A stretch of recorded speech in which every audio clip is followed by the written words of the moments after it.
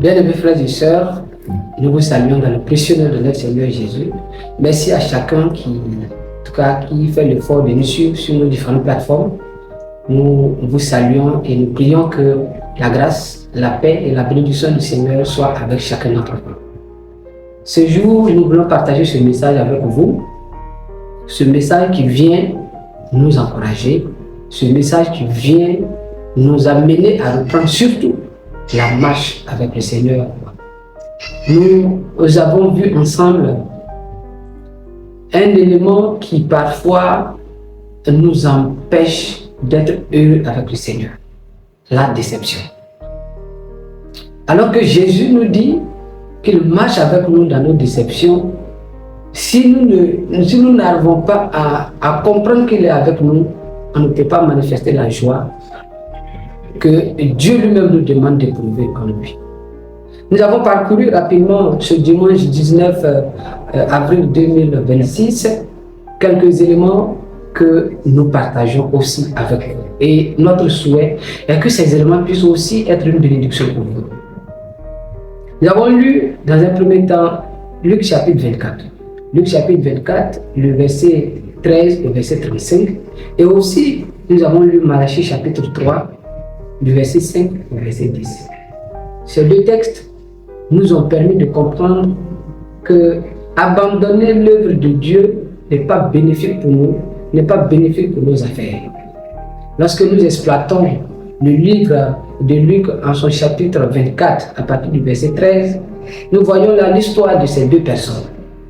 Cléopas et son compagnon qui, après la crucifixion du Seigneur Jésus, après ces 3 jours qu'il fait donc dans le tombeau et qu'il ressuscite au matin du 3e jour, en ce moment, les disciples qui n'ont pas encore vu sont découragés.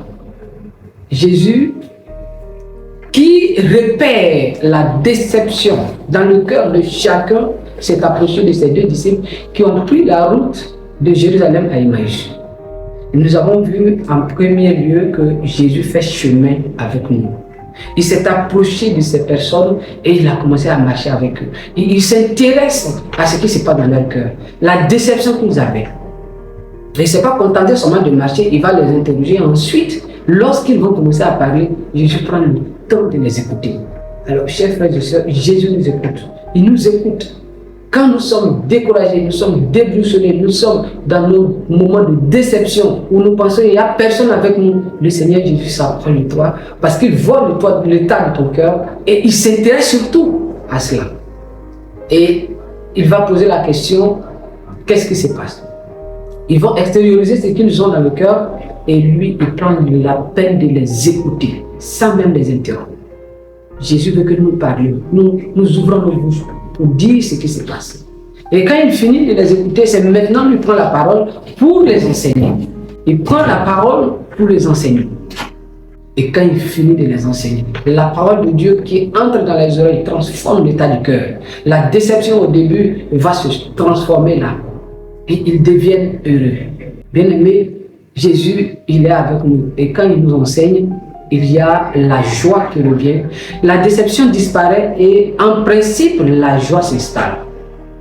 Si nous comprenons ces principes, nous allons nous retourner, comme les disciples se sont retournés, à leur premier service, à l'endroit où Jésus voulait qu'ils soient, à Jérusalem, à cette époque.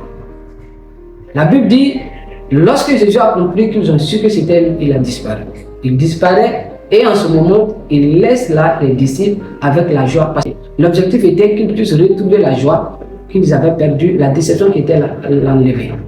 Et les disciples vont dire, nos cœurs ne brûlaient-ils pas au-dedans de nous lorsque ils nous parlaient en route. Et ils vont se retourner à Jérusalem pour aller raconter ce qui s'était passé sur le chemin d'Emmaüs. Bien-aimés, ce message vient nous interpeller, nous rappeler si à un moment donné nous avons abandonné, nous nous sommes retournés et détournés plutôt de ce que nous avons l'habitude de faire, de donner à Dieu, il faut revenir au Seigneur. Il faut revenir à ce premier tabou, à cette première habitude que nous avions avec le Seigneur et Dieu nous bénit ainsi. Bien-aimés, nous voulons que ces paroles encouragent quelqu'un, que ces paroles t'encouragent et t'accompagnent surtout au cours de cette semaine. que tu puisses savoir que tu sois dans ton lieu de travail, dans ta famille, quand tu voyages, partout où tu te trouves, le Seigneur fait le chemin avec toi. Et quand tu es déçu, parle-lui parce qu'il est à côté. Et quand tu finis de lui parler, il t'enseigne.